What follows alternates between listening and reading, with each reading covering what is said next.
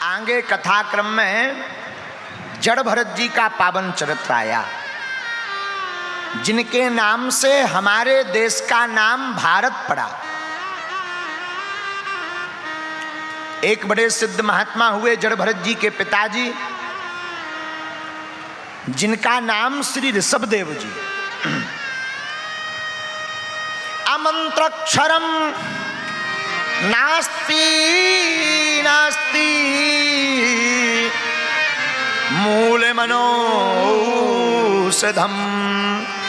अयोग्यः पुरुषो नास्ति योजकस्तस्त्र दुर्लभम।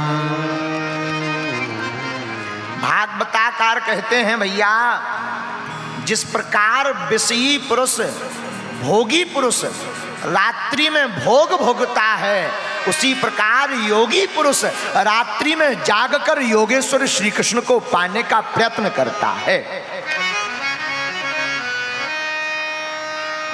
और ऐसे ही ऋषभदेव जी हुए परम भगवत भक्त। तस्याम जागृति संयमी, बड़े संयमी हुए। ऐसे महापुरुष हुए कि आपने अपने पुत्र भरत को राजा बनाया और सब छोड़ छाड़ करके ठाकुर जी की भक्ति में लग गए। मन मतंग माने नहीं, जब लगी धक्का ना खाए। ये मन तब तक नहीं मानता जब तक धक्का ना खा जाए। एक बात और बोले करोड़ों की, बैठकर सुनो। करोड़ों की बात है। हमारे पूज्य दादा गुरु जी कहते थे, बालू की भींट धुआं को मंदिर, बालू की भींट धुआं को मंदिर, ओछे की प्रीत कबे निभई है। और तुम राम के नाम को जाप करो, फिर पाप के बाप का धूल दई है। ऐसे ही महापुरुष श्री ऋषभदेव जी भाई,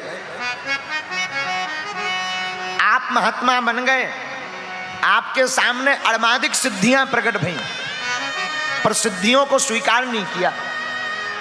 आपने सोचा अगर हम सिद्धियों के चक्कर में पड़ जाएंगे तो भगवत भक्ति छोड़ देंगे। मान बढ़ाई जब से आई, लगन राम से छूटी, और स्वामी स्वामी सुनन लागे, सो किस्मत उनकी फूटी।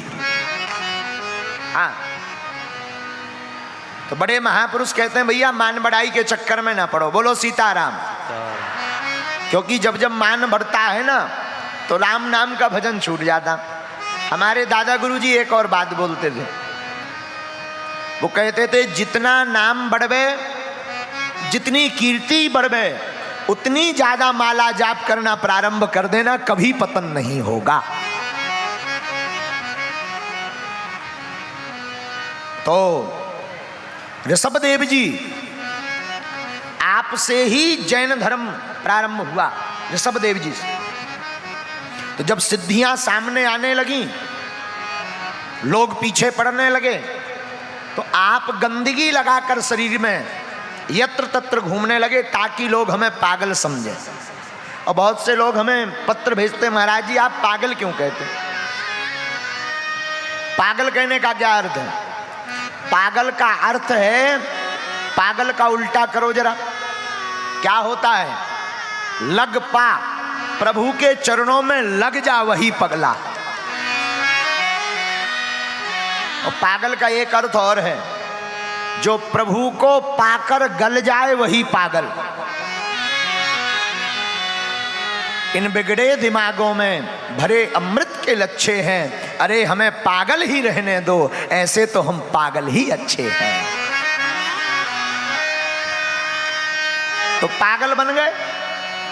पागल बन गए तो जो लोग पूजा पाठ करने, सिद्धि प्राप्त करने, आपसे चमत्कार के चक्कर में जुड़ने वाले थे, वो सब भाग गए। और भरत जी राजा बन गए।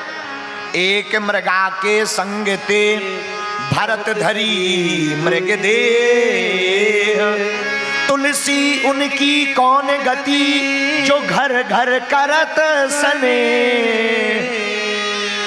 एक मृगा के संग के कारण भरत जी को मृग बनना पड़ा। तुलसीदास जी कहते हैं, उनकी कौन गति जो घर घर प्यार करत फिर रहो। हाँ, भरत जी राजा बने, आपके 100 पुत्र हुए।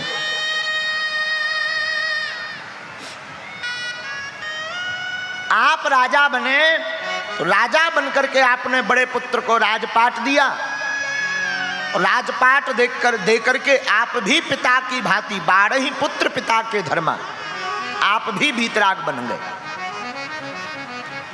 वन में एक जगह आश्रम बनाकर रहने लगे, कुटिया में रहते थे। एक दिन भरत जी सूर्य भगवान को अर्घ दे रहे थे। अर्घ देते देते एक सिंह ने दहाड़ लगाई। सिंह की दहाड़ सुनकर भरत जी के बगल में एक मृगी जो गर्भवती थी वो जलपान कर रही थी। दहाड़ सुनकर वो मृगी गर्भवती भागी और नदी को छलांग मारकर पार करना चाहा, लेकिन मध्य में ही उसका गर्भपात हो गया, गर्भ गिर गया और वो उस पार जाकर के मर गई। आपने उस नन्हे से शावक को देखा, सोचा अगर ये हम अभी नहीं बचाएंगे ये मर जाएगा। नन्हे से मृगी के शावक को आप आश्रम ले आए भरत जी। अब देखो सेवा का धर्म तो यहां पूर्ण हो गया, पर अब देखो मोह कितना विचित्र होता।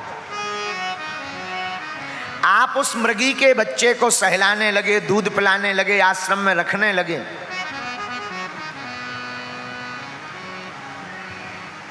एक दिन धीरे धीरे वो है मृगी का शावक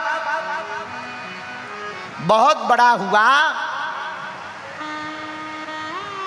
और सजातीय पशुओं के साथ भाग गया, अपने पशुओं के और मृगों के साथ भाग गया। आप 2 दिन तक खोजते रहे, जब नहीं मिला तो मृगी के शावक के प्रेम में आपने प्राण त्याग दिए।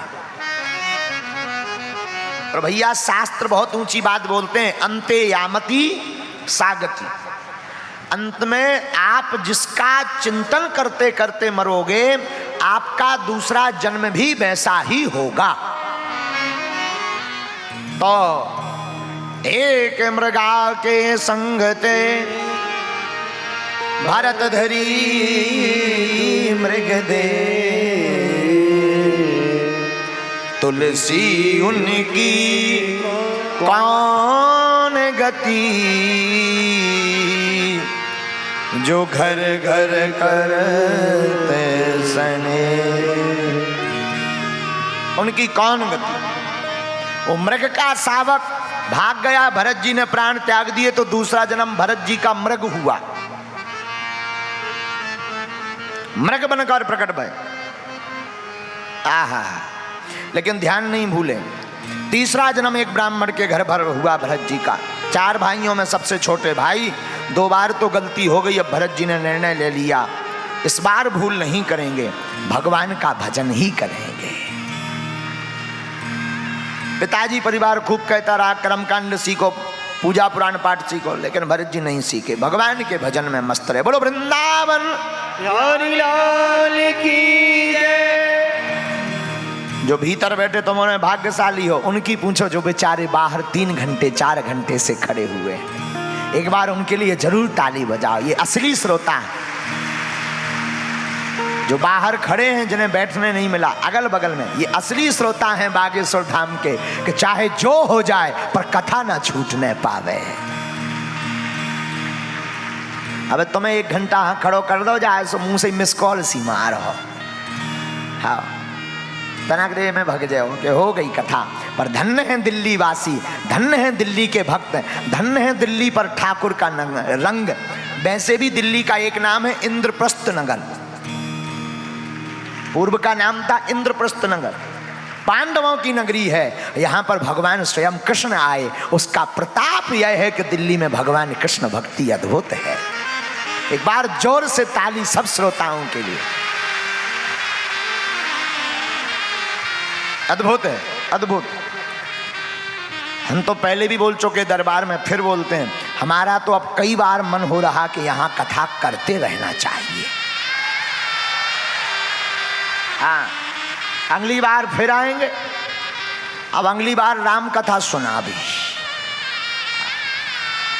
सुना। अब कब आएंगे ये पक्का नहीं है, पर आएंगे। हो गए भव से पार। सुनाए एक भाव। भरत जी फिर बाद में तीसरे जन्म में इनका नाम पिताजी ने जड़ भरत रखा और भगवती भद्रकाली के इन्हें साक्षात दर्शन हुए और राजा रघुगण को इन्होंने उपदेश दिया और इनका आत्म कल्याण हुआ। इस कथा से सीख मिलती है कि अंत समय में भगवान का नाम कैसे भी लेना चाहिए।